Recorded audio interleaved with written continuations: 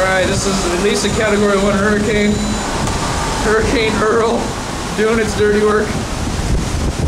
Actually, the peak's kind of come down a bit. That gazebo just got pummeled a few minutes ago. Let's see if it happens again.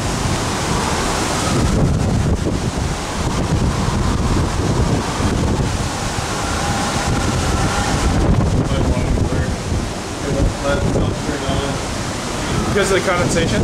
Yeah. Oh, there we go. That part. Here's our pool. Getting worked over. Let's see. We got hurricane force winds.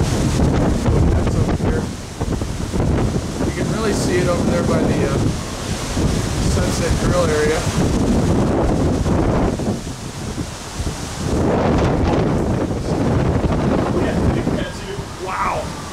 Yeah, it bounced off the balcony there and kind of puts me out. That's a little freaky. Camera's fogging up.